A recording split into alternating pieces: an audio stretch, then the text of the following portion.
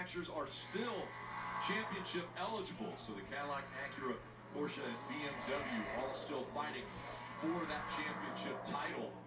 And so many great stories, a part of what's taking place with the IMSA GTP Championship, William Taylor Racing, Action Express, and the Penske Porsche number 6. That's it right there, guys. Race. Yeah, COVID year, that race got delayed.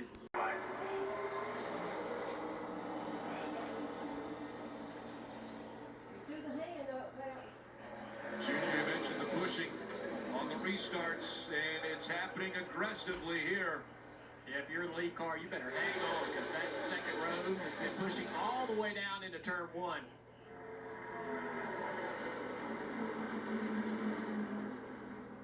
John Hunter Nemechek using that middle line, and he is going to clear the 98 of Riley Herbst. I think that shocked Riley Herbst that John Hunter could get around him that quickly. John Hunter, I mean, that was a massive corner right there he was able to pull off. Here comes Austin Hill in the 21. He's on the bottom of that 2 wide back there, and it looks like it's going to send him up the racetrack just a bit. Had to get out of the gas.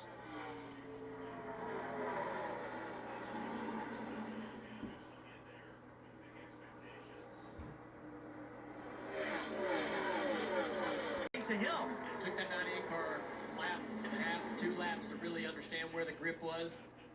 That's this battle right here. And Zane Smith. It's going to be tough to do now. He's going to be battling with Chandler Smith down the frustration. And I said Zane Smith. It's like Chandler, why am I saying Zane? Tucker tries to throw the block now to the inside, the 21 car.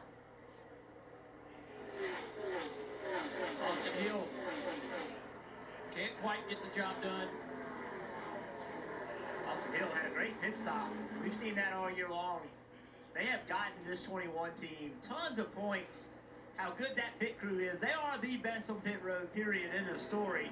Got him 4 on that one. All of his playoff competitors agreed. They all pointed to the 21 car and said, you know, we need to just try to stay even with them. We know how good that team is, but they don't want to be losing spots on pit road and having to try to gain them back. We're going to send Bear around the outside of the 21 of Austin Hill. Austin Hill trying to battle back. Here's the 7 of Allgaier trying to get to the outside of Hemrick. Here comes the blue flag with yellow stripes indicating halfway. Smith was able to get by. This battle will sort itself out as we go back to the front of the field. Yeah, that car that you don't seem to recognize, the 27 with the pink rear bumper, that's Jeb Burton. On the pit stop, NASCAR felt like they had pulled the side skirt and added a little flare. So coming to the green flag, they were asked to come back in and flatten it back out. NASCAR's watched for this for years. He was running 22nd, so trying to improve his day, but now a lap down.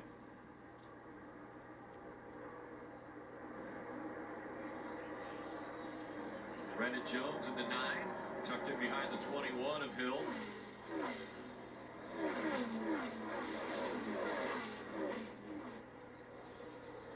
Jones going to the top of the track trying to get some clean air. Sammy Smith right there behind him in that 18 car, lurking low. Everybody at the bottom of the racetrack down here in turn 3 and 4.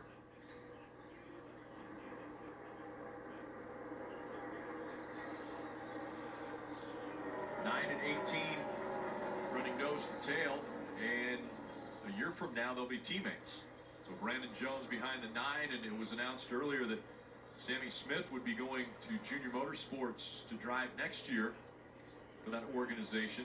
Yeah, when I look at all of the lineups, Junior Motorsports seems to be the one that has been announced in clear on who's going to be in what car. There's a lot of question marks. That 2 right there, Sheldon Crean just announced that he won't be back at RCR. We're not sure exactly what that means for him moving on, but what we know is now we need a driver to fill the 2 and run. Some amazing work today. 19 points earned in both stages.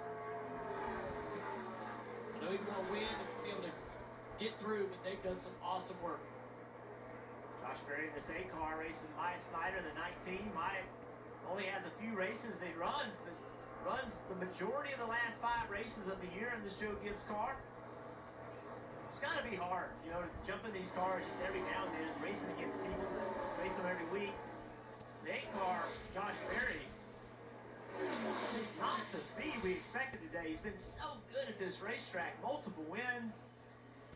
Today, it's just not there. Well, he started on pole, so when you say speed, we saw he had it for a lap, but for the longer runs, he hasn't had that continuous speed. Now, Top Coat down on the grid said he thought his car was good. You can see it right there, the car moving around the line. He's struggling to put the power down, Dave. Well, he's fighting now the fact that he came in 7th on that pit stop and went out 15th. I asked Taylor Moore, the crew chief, what happened. He says, just a slow stop. So that can get into the psyche of the driver when you've been trying to fight back anyway, and then you lose all those positions on pit road. Yeah, it does. And, you need all the help you can get. On these days where you aren't good, that's really where a pit crew can really help you. If you can pick up 2 or 3 spots every time you come down pit road, it is a breath of fresh air on a day where your car just isn't like it needed to be. So Mark Retzlaff putting a little pressure now on Josh Berry. Steve, I want to go back up front and look at the 98 of Riley Herbst. So he's got a 1.4 second lead. Second and a half. We saw Chandler Smith in the spring go out and dominate. He got out front, looked like he was a dominant car. Is there something right now you should be telling Riley, like, hey, you don't need to press it so hard? 1.2 seconds back.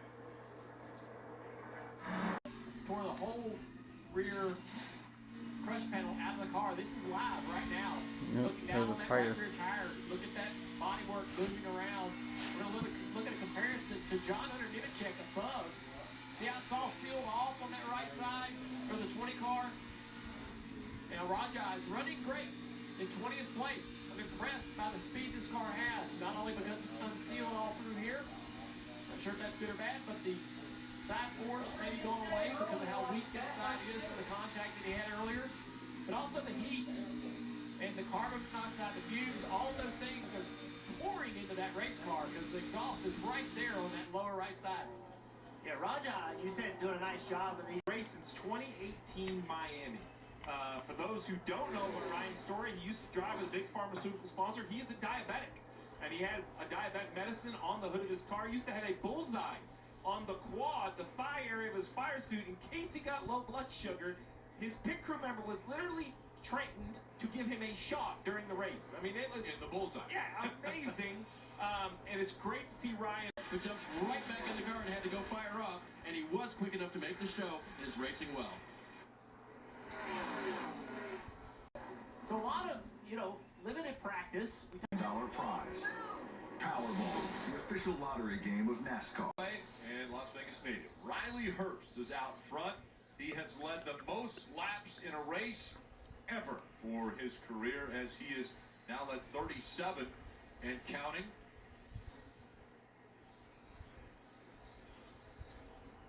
Dive a little bit deeper on the driver of the 16 with Kim. Yeah, Chandler Smith, remember this is only his second start at Las Vegas in the Xfinity Series, and he told Steve Letarte during the pace laps at the beginning of the race, there's no pressure, all windows of opportunity. So where did that confidence come from?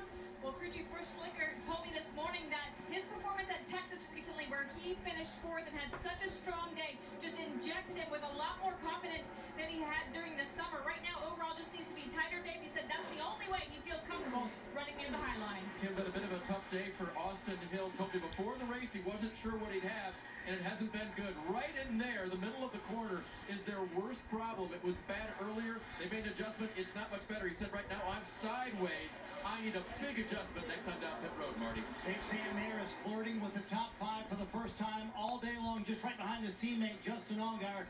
Coming into the day, the one team ranked 25th in point turned on mile-and-a-half racetracks with one top 30 finish this year. So, Steve, if you're Marty Lindley and you're leading this team, do you count a top 5, a top 10 as a good day for your 20-year-old driver to say, hey, we walked out of Vegas with our first top 10 of the year, the first top 5 of the year in a mile-and-a-half? We consider that a good one.